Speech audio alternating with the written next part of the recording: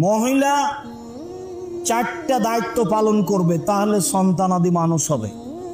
এক, শিক্ষা, উনি জানুক আর না জানুক চেষ্টা করবেন।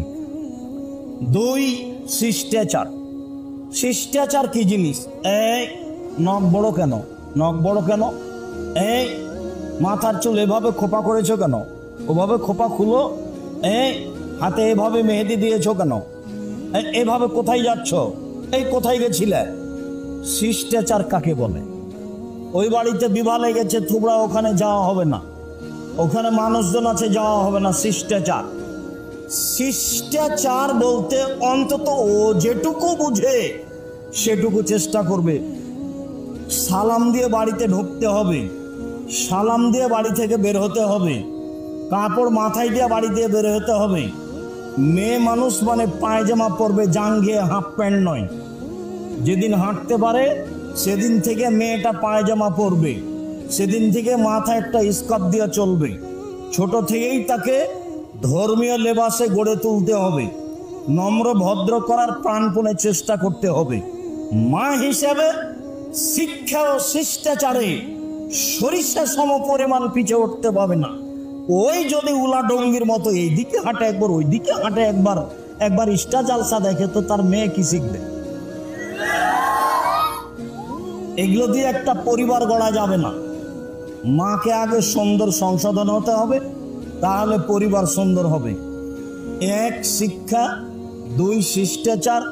তিন, চিরুনি মানে সাজগোজ করে রাখা। বাচ্চাকে পরিপাটি করে রাখতে হবে, এলোমেলো রাখা যাবে না।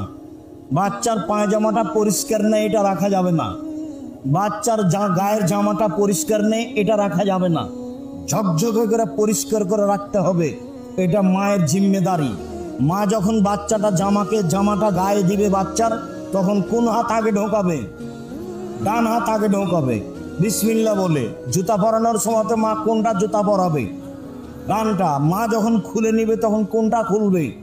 বামটা। মা যখন শুইতে যাবে বিছানে, তখন দরজা বন্ধ করবে বিসমিল্লাহ বলে, জ্বালানা বন্ধ করবে বিসমিল্লাহ বলে। খাদ্যের পাতিল, তরকারির পাতিল, ভাতের পাতিল, আটার পাতিল সব ঢেকে রাখতে হবে। আল্লাহ রসুল বলছেন কতগুলি বালা মুসিবত রাতে চলে, সেইগুলো খোলা খাদ্যের উপর মধ্যে ঢুকে যায়। সেইগুলি যদি কেউ সকালে খায় তাহলে সে অসুস্থ হয়ে পড়বে।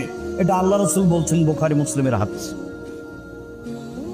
জরুরি বাতি ছাড়া, বাল্ব ছাড়া সব অফ করে শুইতে হবে। টয়লেটে বাল্ব জ্বলছে, ওটা অফ করতে হবে। আগ্নেয় অপ্রয়োজনীয় বাল্ব আছে, সেটা অফ করতে হবে। ঘরে বাল্ব চলছে অপ্রয়োজনীয়, সেটা বাল্ব অফ করতে হবে। যেটা জরুরি খুব রাতেও লাগবে, সেটা ব্যতীত সব অফ করে ঘুমাতে হবে। অফ করার সময় বিসমিল্লাহ বলতে হবে।